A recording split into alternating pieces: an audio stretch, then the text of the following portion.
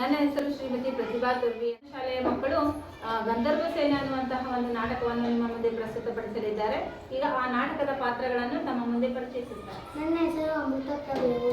ನಾನು ಚುರುಕು ಬುದ್ಧಿಯ ರಾಣಿಯ ಸೇವಕಿಯಾಗಿ ಪಾತ್ರ ಮಾಡ್ತೀನಿ. ನಾನು ರಾಣಿಯ ಪಾತ್ರ ಮಾಡುತ್ತಿದ್ದೆ. ಹೆಸರು ಸಂಜನಾ ಸಿದ್ಲಿಂಗಪ್ಪ ಮಾಗರ್. ನಾನು ಮಂತ್ರಿಯ ಪಾತ್ರವನ್ನು ಮಾಡುತ್ತಿದ್ದೇನೆ.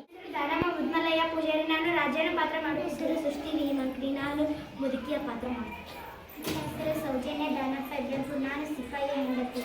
ನನ್ನ ಹೆಸರು ಸಾವಿತ್ರಿ ಮನಗೂರು. ನಾನು ಮಹಾರಾಜರಿಗೆ ಮಹಾರಾಜರಿಗೆ ಮಹಾರಾಜರಿಗೆ ಎಲ್ಲರೂ ಕುಳಿತುಕೊಳ್ಳಿ. ಏನಿಲ್ಲಿ ಮಂತ್ರಿಯರೇ ಕಾಣಿಸುತ್ತಿಲ್ಲ? ಮಹಾರಾಜರಿ, ಕೇಳಿ ವಿಷಯವನ್ನು. ಗಂಧರ್ವ ಸೇನರು ತೀರಿಕೊಂಡರಂತೆ ಪ್ರಭು. ಗಂಧರ್ವ ಸೇನರು ತೀರಿಕೊಂಡ? ಅಯ್ಯೋ ಮಂತ್ರಿ, ಕೂಡಲೇ ವೈದ್ಯರನ್ನು ಕರೆಸಿ ಮಂತ್ರಿಗೆ ಚಿಕಿತ್ಸೆ ನೀಡಿಸಿ. ಅದು ಗಂಧರ್ವ ಸೇನರ ಆತ್ಮಶಾಂತಿಗಾಗಿ 4 ದಿನಗಳ ಕಾಲ ರಾಜಕುಮಾರಾಚರಣೆಗಾಗಿ ಮಾಡಬೇಕೆಂದು ಆಜ್ಞಿಸಿದ್ದೇನೆ.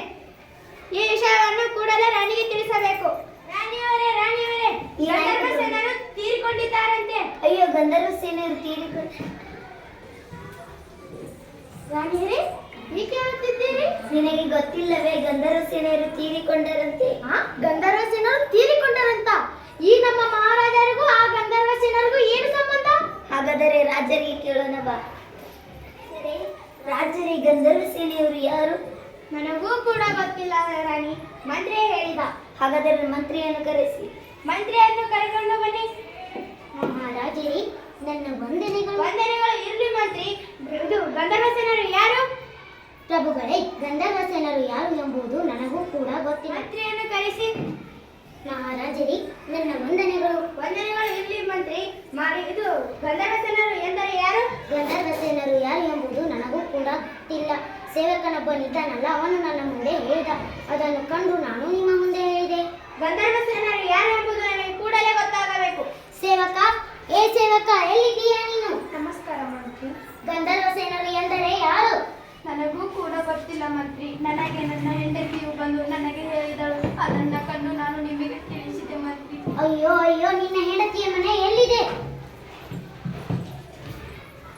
ಯಾರಮ್ಮ ಈ ಗಂಧರ್ವ ಸೇನ? ನನಗೂ ಗೊತ್ತಿಲ್ಲ ಮಹಾಮಂತ್ರಿಗಳೇ. ನಾನು ನಿನ್ನೆ ಬೆಳಗ್ಗೆ ಬಟ್ಟೆ ಒಗೆಯಲು ಕೆರೆಗೆ ಹೋಗಿದ್ದೆ. ಅಲ್ಲಿ ಮಡಿವಾ ಸೆರೆ ಬೆಳೆದುಕೊಂಡು ಅಳುತ್ತಿದ್ದಳು. ಅದನ್ನು ಕಂಡು ನಾನು ಅಳುತ್ತಿದ್ದೆ ಸ್ವಾಮಿ. ಅಯ್ಯೋ ಅಯ್ಯೋ ಅಯ್ಯೋ, ಅದೇ ಈ ಮಡಿವಾಳ್ತಿಯ ಮನೆ ಎಲ್ಲಿದೆ?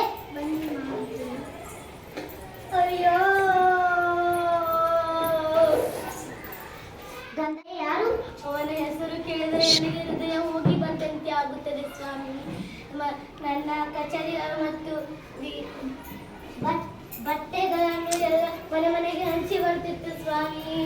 ನಿನ್ನೆ ರಾತ್ರಿ ಕಣ್ಣು ಮುಚ್ಚಿಕೊಂಡು ಬೆಳಗ್ಗೆ ನನ್ನ ಹೊಟ್ಟೆ ಮೇಲೆ ಕಲ್ಲು ಹಾಕಿ ಬಿಡುತ್ತೆ ಸ್ವಾಮಿ.